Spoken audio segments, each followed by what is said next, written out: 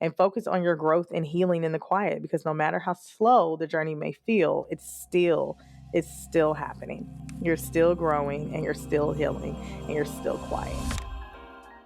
Welcome to This Too Shall Suck podcast, a fresh perspective on grief. I'm Loryn Denise, just your average millennial out here trying to have a conversation about a taboo topic that nobody wants to talk about. It's important to know that grief doesn't just happen when you lose someone. It can happen at any moment in your life. And it doesn't have to be all bad. It can actually be a really beautiful process. And as a millennial who had to process her own grief, I knew it was important to bring a more lighthearted, fresh perspective and create a safe space to discuss a topic that is typically uneasy. As I always like to say, we like to talk about the real of grief, the whole grief, and nothing but the grief. This Too Shall Suck podcast, a fresh perspective on grief, starts now. Welcome back, welcome back, welcome back. If you are looking at me on YouTube, you probably see how serious this is. Like these vocals, y'all gonna get these vocals, okay? Welcome back to another week's episode, the final episode of season 5. It's crazy. I feel like I just started season 5 and we're already at the end. I feel like it flew by. I know we say that every single year, like, oh my gosh, this year is flying by, but like, no, legit. The fact that it is June right now, I feel like I just started season 5. I feel like we just started 2022. I feel like I just moved. It's all just moving very, very fast. Okay. I don't really know if I can keep up. So welcome back. Welcome back. If this is your first time here, welcome. Welcome to the family. Welcome to this community that none of us asked to be a part of, but we're all trying to heal from. And if this is not your first time back, welcome. You know, I love you, each and every one of you, all the same. So before we get started, you already know what I'm going to ask. If you haven't already, please make sure to rate, review, and follow on Apple Podcast and Spotify. What that is going to do is that's going to allow me to get this amazing message out here to let people know they're not alone in their grieving journey. And so I thank you. Thank you so much. And when you do, send me a message, shoot me an email, send it to me on social media, because I definitely want to thank you personally. So thank you in advance. Thank you for all who have done it already, because again, I love you guys and it's allowing us to create this community and continue to spread this message so we're not alone in our grieving journey. And so, I kind of went back and forth on what I wanted to do and how I wanted to end the season, because there's so many things, right? So many things about grief. So I'm like, how do I end this season? And so one of the things that I was talking to my social media about, so plug, if you're not already following me on social media, follow me on social media, on Instagram, on Facebook, on LinkedIn. I like to ask you guys there, what it is that you want to hear, any topics. And we were talking about navigating the quiet. And so today I want to talk about how to navigate the quiet when it comes to grief, right? And so it's funny because I like to try and do some research on the different topics and the things that I'm talking about. But this particular topic really comes from personal experience, right? Anytime you have a loss, right? Not just a death, there's always a quiet right after that, shortly after that you feel. And what I mean quiet is, for example, here's a good example, right? So for my mom's funeral and my dad's funeral, everybody's around. Everybody's sending meals every week. Everybody's cleaning the house. Everybody's sending like everyone's around. It's very loud, right? Not only is grief loud because it's like in your face, like, hey, I know you just lost someone, but all of the emotions and all of the things. Yeah, I'm here. So that part of it is loud, but it's loud because everyone's around you. Everybody's like, what do you need? How can I help? How can I be there? Right. And then, I usually say about 2 weeks, because usually that week after people still checking in, but about 2 weeks after that loss is when it gets really, really quiet. And we don't talk about how we navigate that quiet. And so I wanted to, I wrote down some things, just based on my own experiences on how to navigate that quiet, right? Because there's a few things that happen during the quiet. You have a lot of time in your head, right? Like you have a lot of time in your head to start thinking about things, to start analyzing things. And then there's in that quiet, you don't know how to relay that you're in this quiet moment and that you don't want to be in this quiet moment alone. And so I broke it down into two different kind of metrics on how to navigate the quiet, like how to relate to someone about the quiet and how to actually navigate that quiet. And again, this is based on my own experience of having to navigate the quiet, what that looks like, understand what that looks, relaying that to people. Y'all, my phone, I know I put it on do not disturb, and somehow it got through. But how to navigate that and understand what that looks like. Sorry, y'all, I'm just gonna put it on do not disturb because iPhone clearly doesn't understand when I say work, nobody gets through. So yeah, there's that.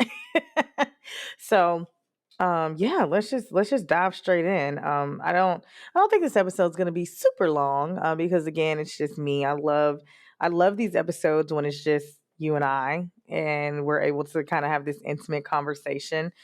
Because again, I love all the guests I bring on. So let be clear. I love all the guests I bring on. I love all the different experiences because it brings a lot to you all. But I love when we're able to just have this intimate conversation between us, because it allows me to kind of dive in more to my experience, which I love sharing my experience with you all because it not only, and I wanted to share this too, it not only helps you when I share my experience, it helps me to kind of release those feelings and to the love.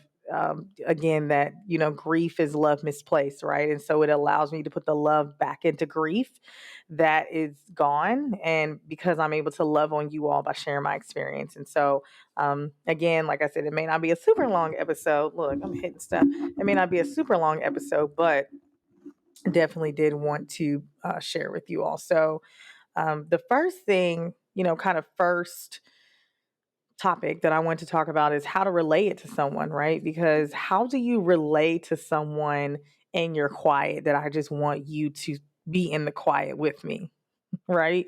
Like sometimes I just want someone in the quiet with me. I understand that I'm in this quiet alone, right? Because I always tell you all that although grief is a journey that you have to, is not lonely, you are on it alone. And so, how do I navigate and how do I relate to someone like, I just want you to navigate this quiet with me? I want you to be quiet with me in the quiet, right?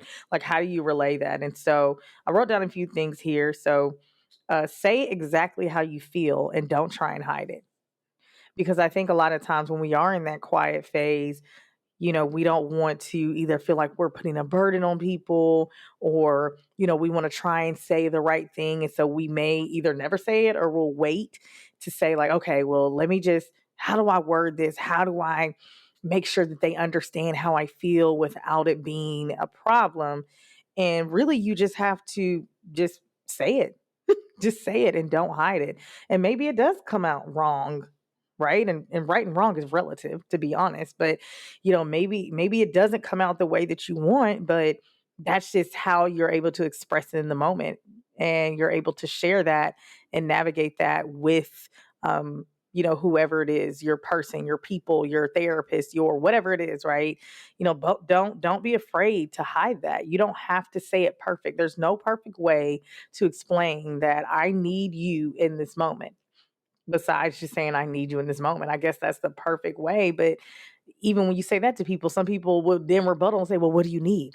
Right? So there's no perfect way to do it. So just say exactly how you feel. If you're like, listen, everyone was around 2 weeks ago, and now I feel alone. I feel like I'm drowning. I feel like I'm suffocating. I feel like someone's holding a pillow over my head. Like I don't know. Like I feel like I'm out here in the ocean and it's dark and nobody's out there and I'm drowning.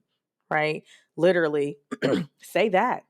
And maybe someone will understand that and resonate with that to say, wow, like, okay, that's how they feel. Let me see how I can support and step up in that moment, right? So just say exactly how it is you feel. And it's okay if it comes out in the way that you didn't necessarily want it to come out, because it was able to come out, and you don't know, it may really touch somebody in a different way, or it actually may land well with them, even though in your mind you're like, oh, I don't think that's going to land well. That may have landed well with them. That may be the landing that it needed, is because you were able to relay it and express it in the way that you genuinely felt, and not try and craft it to this perfect response, right?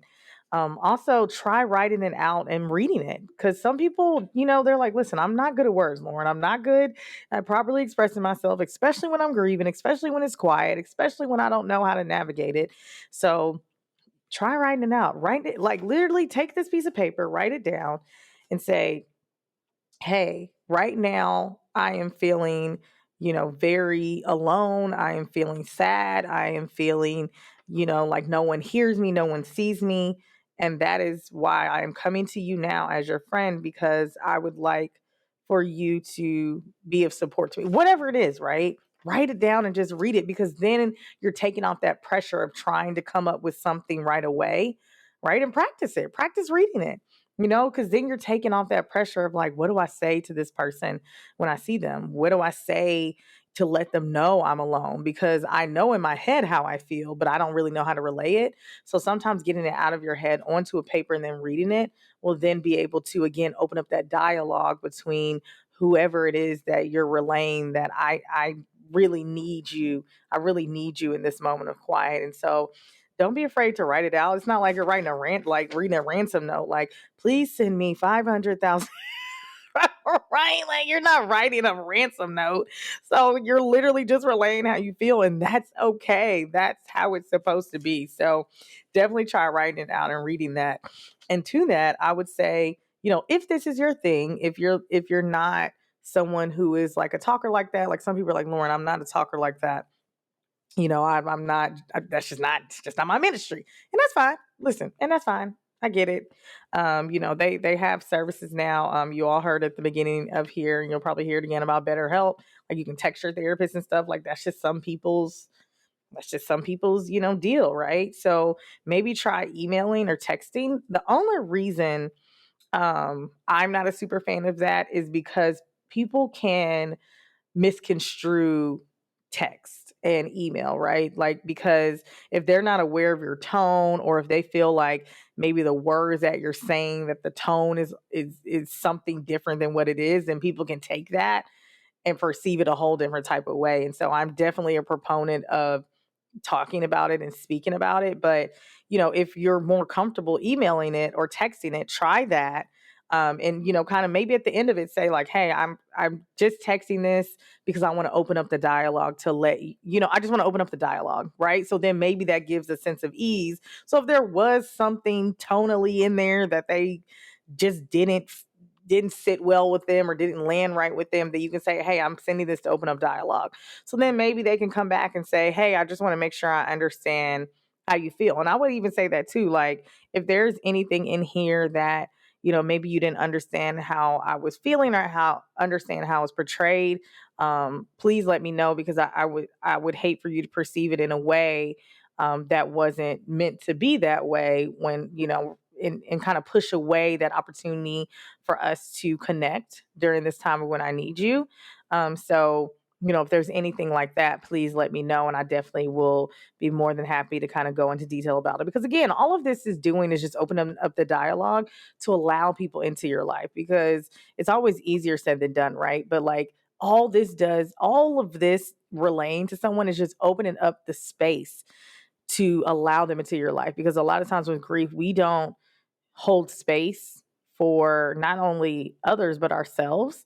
And so like, now if you're this person can come in, you're holding a space for them, whether it's a tiny sliver or a big one, you're able to hold space for them, and you're also able to hold space for yourself, and they're able to hold space for you, right? Like, now you're relaying to them like, please hold space for me, because right now I feel like I'm just holding a space for myself, and it's hard holding myself up. Like, I'm holding my own body weight up, and it's actually getting really, really heavy. So if you could please hold some space for me, that's essentially all this is doing. And, whether it's via text message, email, whether you're saying it to them in person, start off by sharing, listen, I don't need any advice. I just want to share. Because, again, people to me, majority of people are inherently good. And so they want to help. They, especially when you have some type of loss, like, they want to help, like, they want to be there for you. They just don't know what to say. And so if you let them know, like, hey, I don't need any advice. I just want to share this. right? Because then again, all this is doing is opening up the dialogue. It's not saying like, I need advice. You're just saying like, I just want to share how I'm feeling, because then they're able to say, okay, well, how can I best support you? Or how can I show up as your friend, your family, your spouse, whoever it is? How can I show up in that way, instead of them trying to instantly fix you, right? Because, people will do that. And again, it's not them trying to be rude or, try and take control. They just want to help. And so people go into fix it mode. And this is coming from the number one fixer in the world, Loryn Denise. Right? I am Bobina the fixer. Can she fix it? Okay. So, saying like, hey, I don't need any advice. I just want to share. Then, by the end of the conversation, email, text, whatever it is, and it's saying, well, how can I support you? How can I show up for you? How can I support you? How can I be there for you in navigating this quiet? So then again, it's opening up that dialogue for you to say, well, I really need this. I just need you to come over and sit down and watch TV with me in silence. That is some of for me, when I was going through my journey, like my friends just being there and us sitting watching TV, binge watching TV, like not talking, but their presence there was all I needed. That is more than anything you'll ever know. Anything you'll ever know, right? And so um just being able to relay that, but just kind of letting it be known up front, like, hey, I don't need you. I don't need a rebuttal. I don't need any of that. I just need to share. And then at the end of the conversation, hopefully, whoever it is will say, okay, well, how can I best serve you in this moment? So those are some ways to relate to someone. Again, say exactly how you feel. Don't try and hide it. Don't try and craft a perfect what's it called? Oh my God, what's it called? Oh my gosh, it's oh my gosh, when you're trying to do like a whole monologue. I was really pulling at straws for that one. Jesus. But don't try and come up with a whole monologue. Try writing it out and reading it if that makes you more comfortable. So then you don't feel like you're having to come up with something off the top of the dome. Try emailing or texting it. But again, just kind of prefacing it or putting it at the end saying, there's something you didn't understand, please let me know. Or, I would love to have more dialogue on you with this.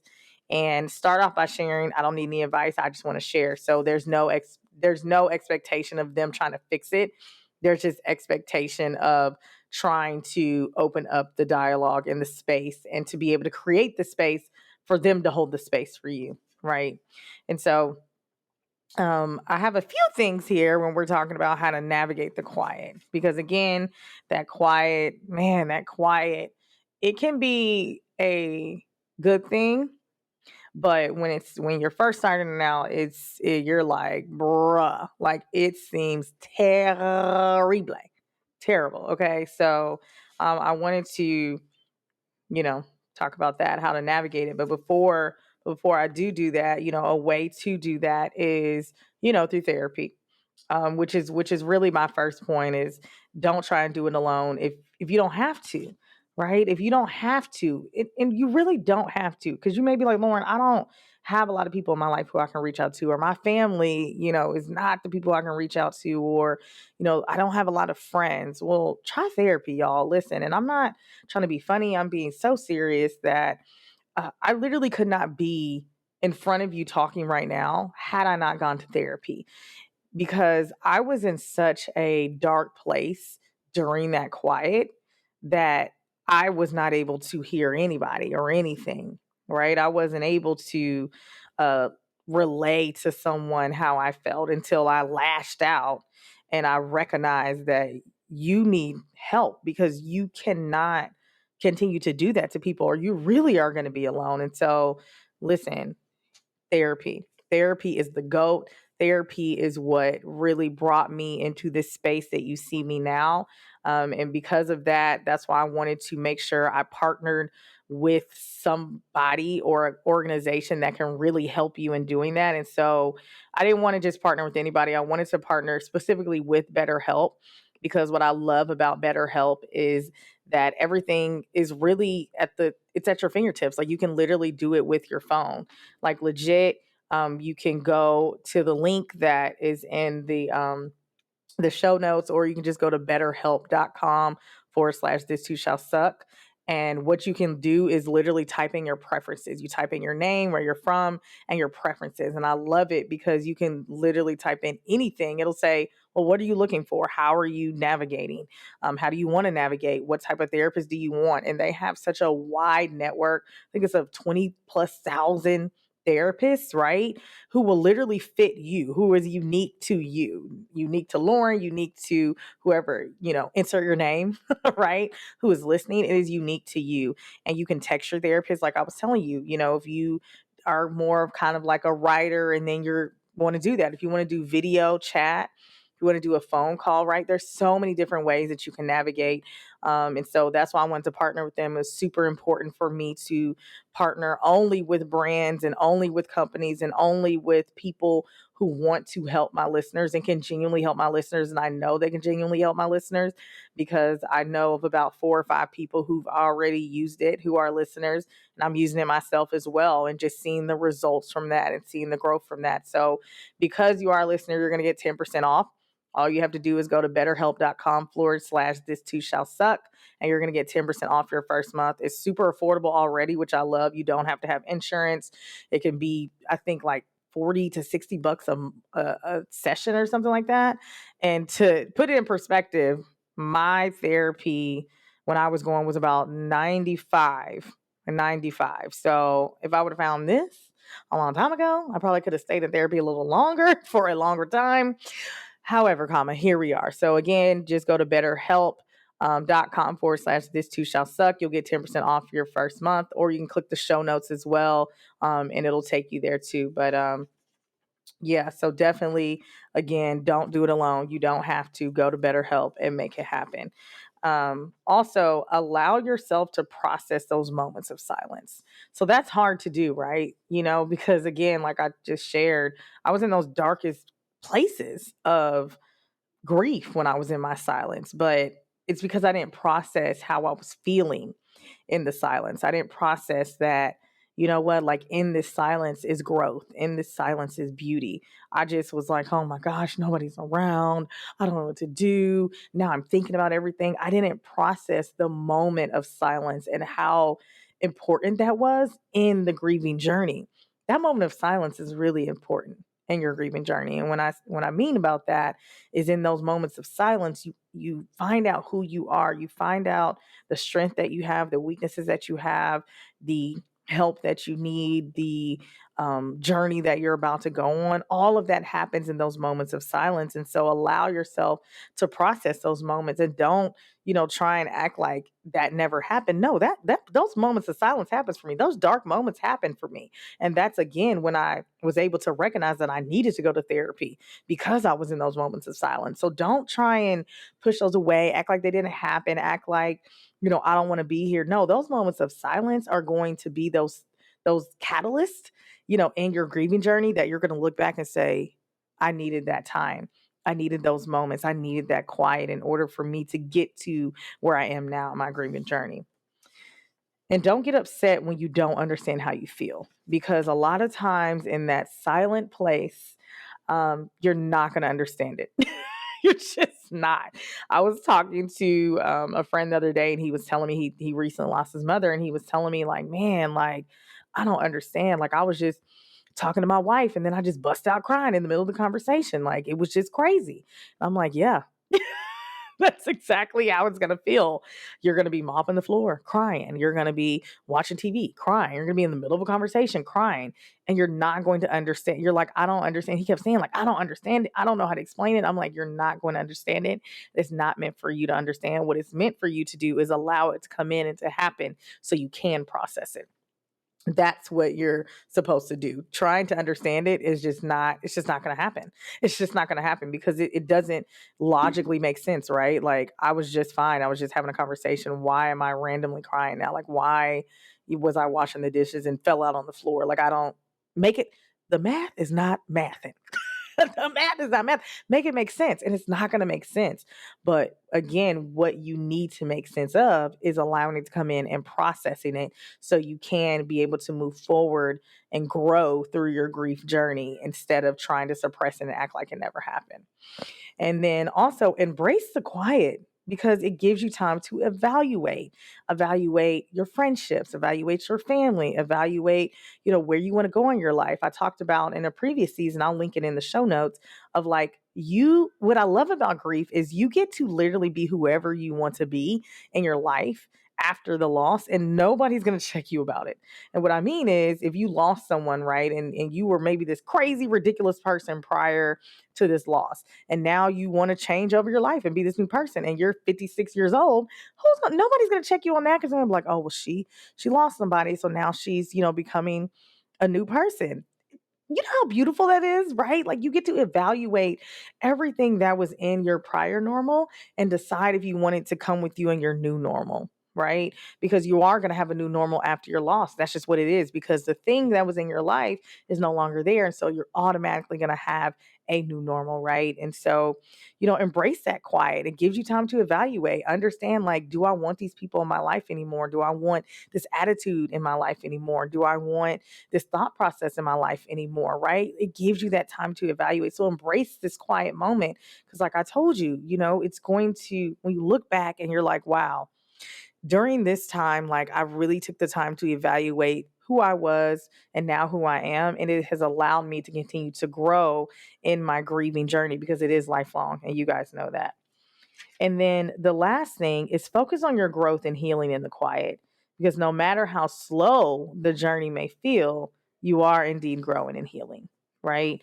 Because again, it's quiet. You feel like, oh my God, nobody's around. Like this is never going to stop. Like this quiet is never going to stop. This silence is never going to stop. Because I remember vividly when the day my mom passed, they hadn't announced it, formally, officially announced it yet because it was in the afternoon. But I was in her hospital room and I looked out the window and the clouds are moving, right? Because, the clouds are moving. And in that moment, I literally said, even though I feel like my world has stopped, the world in general in real life has not stopped moving. It's still rotating. There's people still walking around here. There's people still going to work. There's people still going to school. There's people still eating out. There's people still laughing, having joy. All of that is still happening. And even though I feel like right now my world is stopped, these clouds are still going to move no matter what, right? So no matter how I feel, no matter, how quiet it seems, no matter how slow it may feel, at the end of the day, I'm going to grow and heal because the world's going to keep going, even if I feel in that moment that my world stopped. Because eventually it's not going to be stopped forever. It's just not. Like, it's really not going to be stopped forever, and if you ever need a reminder of that, just look up.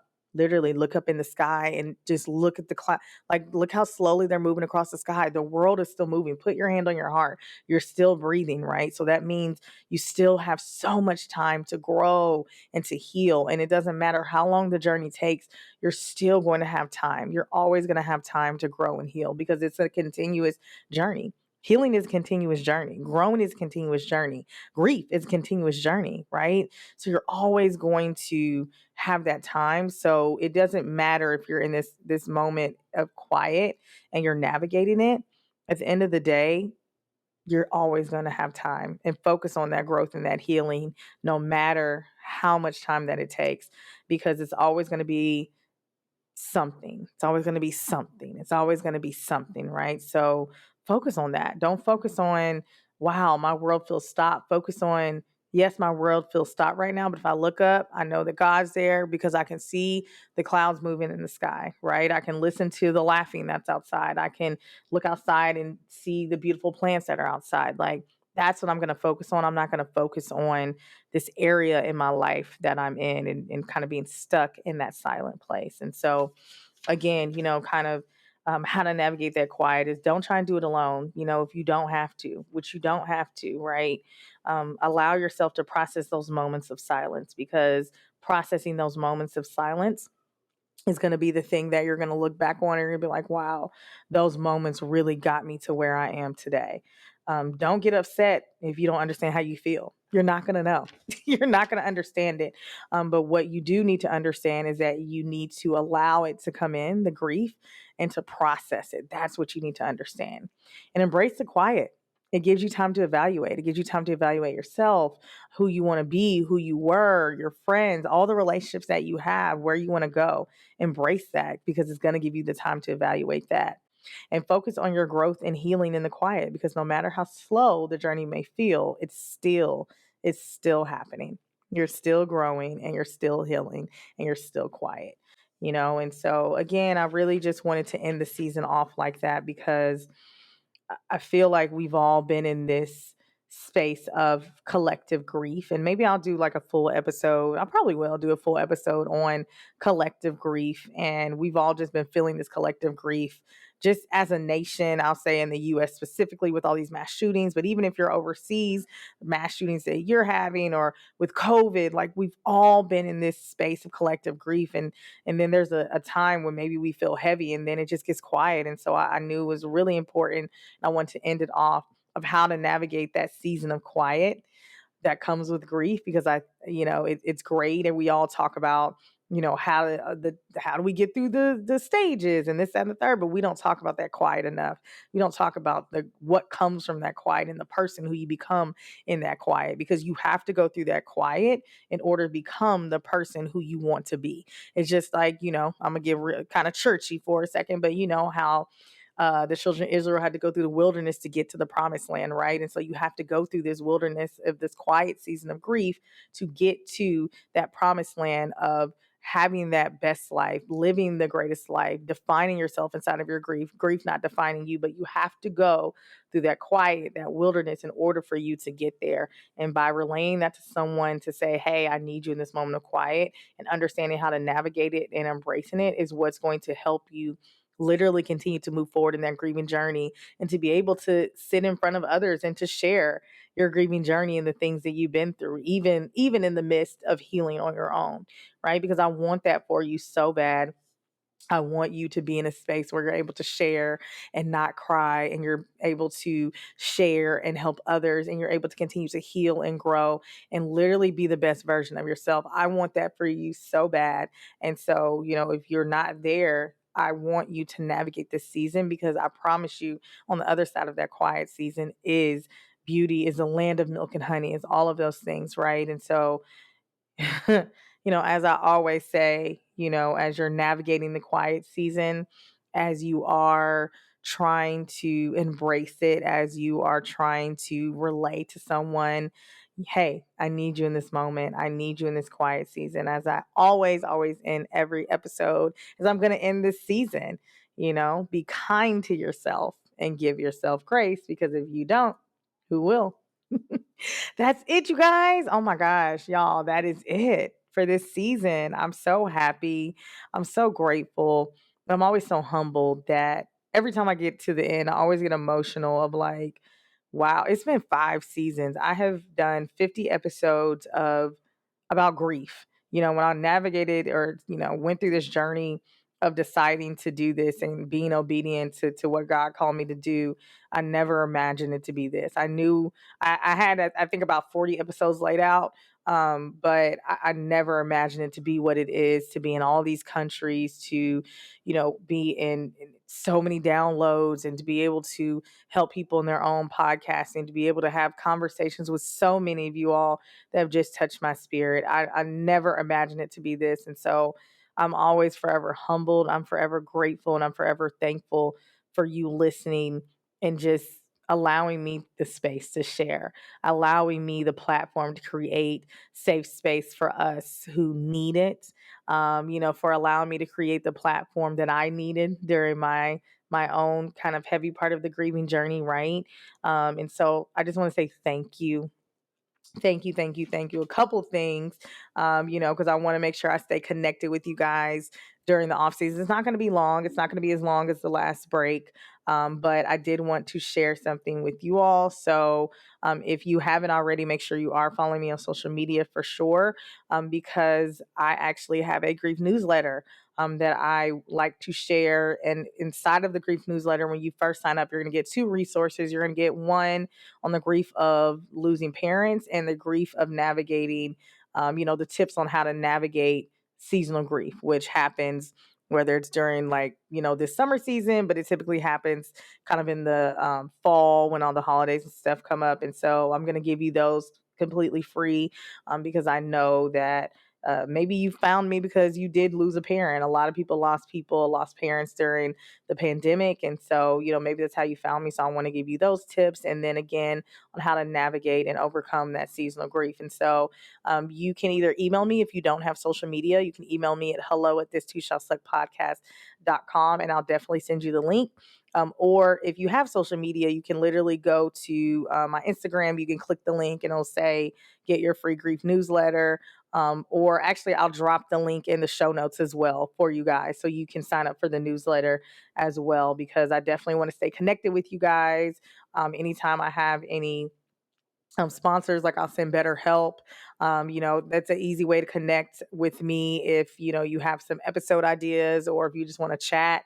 I want to make sure I'm staying connected to you guys and give you all the resources, letting you all know when new episodes are coming out and things like that. So definitely make sure you're tapped into that. And I have a brand new series that's going to be coming out that is related to the podcast, but it's going to involve you all. I'm so excited. It's going to involve you guys. It's going to be called a Dear Grief series, where I am going to talk to you all.